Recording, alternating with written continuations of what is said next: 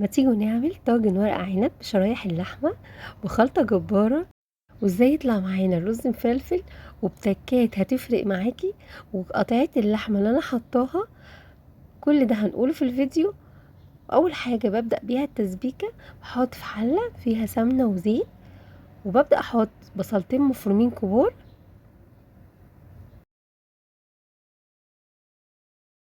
مجرد ما تدبل، مش عايزاها تحمر قوي عشان تدي تسكيرة حلوة في المحشي، هحط معلقتين صلصة وعصير طماطم، وكمان التوابل ملح وفلفل وكمون وشطة وكزبرة، وهضيف نعناع فريش مقطعها ناعم، وهسيبها تتسبك وتتركز معايا، وهتبقى معايا بالشكل ده. كده خلاص اتسبكت معايا وبقت تحفة.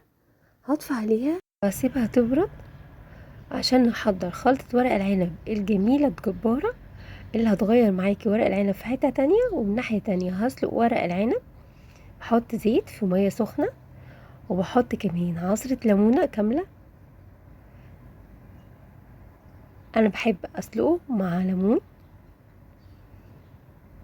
هنا في تكايه حلوه هقولك تعمليها. احنا بنشتري ورق العنب مرصوص بالشكل ده ومربوط، انا هسلقه بالشكل ده ومش هعمل فيه حاجه، وهيطلع معايا تحفه. الخطوه دي احسن ليكي علشان تتفادي ان الورق يبقى في كل حته، وكمان يبقى مرصوص زي ما هو وزي ما حطيتيه هتطلعيه بالشكل ده. بقلب فيه لغايه ما احس ان هو خلاص اتسلق معايا ولون كل الورق معايا اتغير، بشيله وما تغيبيش عنه، وانتي واقفه كده طلعيه عشان ما يتهريش منك، وبطلعه على مصفى تحتيها طبق عشان لو في اي ميه سخنه نازله من الورق عنب ما تسويهوش زياده. وهحط ورق عنب تاني نفس الطريقه. انا بعد ما بسلقه باخده على الحوض بشطفه واسيبه يصفي في المصفى عشان لو في اي اتربه او حاجه، لان هو ما اتغسلش في البدايه. وبكده خلصنا ورق عنب، طلع معايا تحفه بالشكل ده. ونحضر خلطة المحشي اللي هنحشي بيها ورق العنب. هنا الصلصة خلاص بردت، هحط عليها الخضرة، وكمان هحط الرز.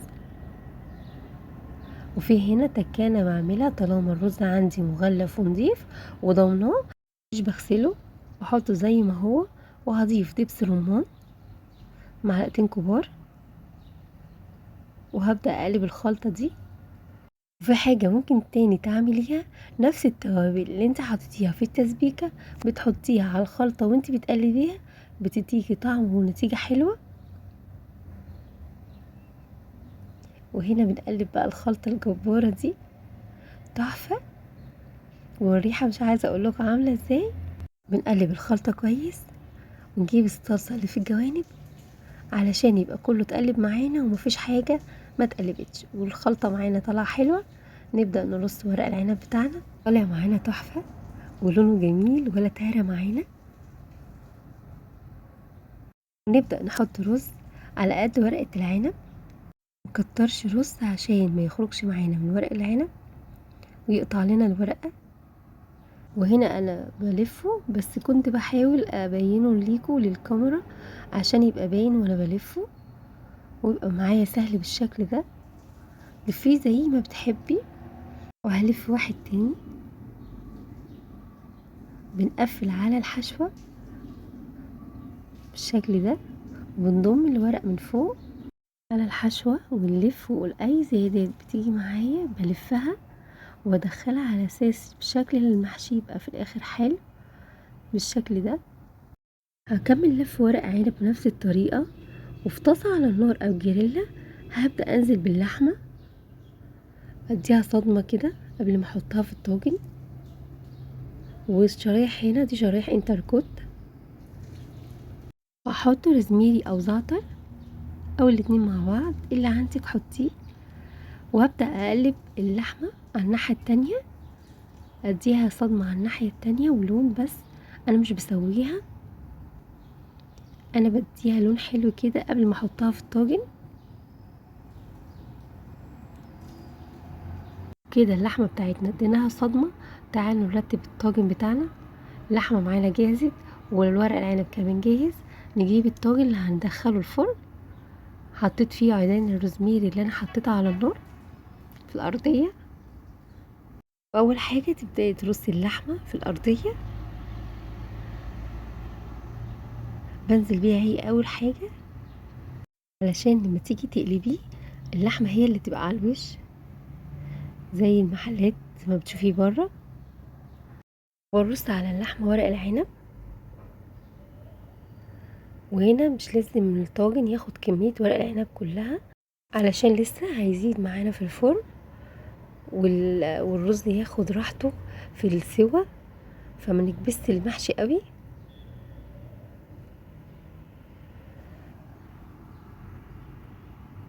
وهنا انا برصه بشكل عشوائي مش اللي هو مرتب يعني وكده.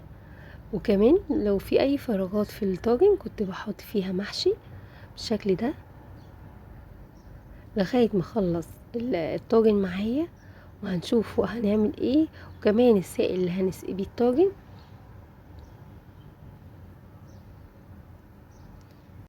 وهنا بعد ما خلصت المحشي ورصيت الطاجن بالشكل ده تعالوا نشوف السائل اللي هنحضره ونسقي بيه المحشي.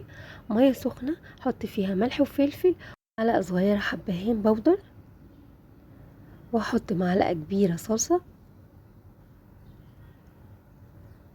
هتدي لون حلو وتيست للمحشي.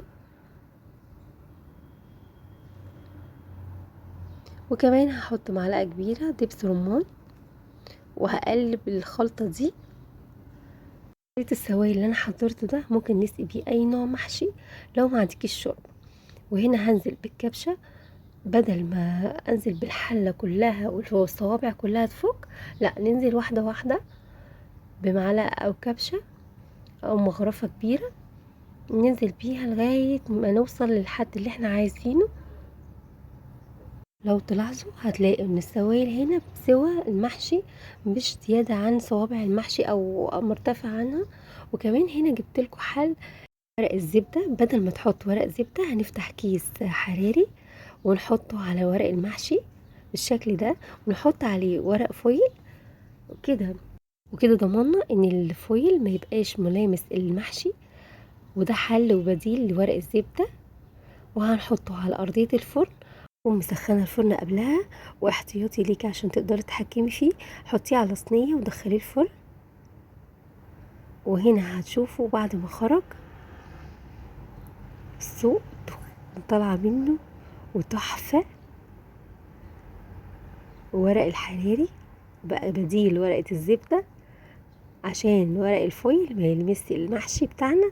وخرج يعني خيال وجميل حاجة كده تبهرك وتبهر الضيوف وتبهر احبابك واهلك اصحابك. حاجة تحفة. هقلبه لكم كمان عشان نشوف اللحمة معانا دايبة ازاي وكمان المحشي مستوي وتحفة. بصوا بحاول هنا اشيل الطاجن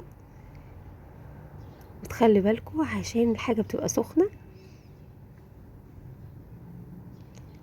شرايح اللحمة طالعة دايبة والمحشي معانا مفلفل وتحفة.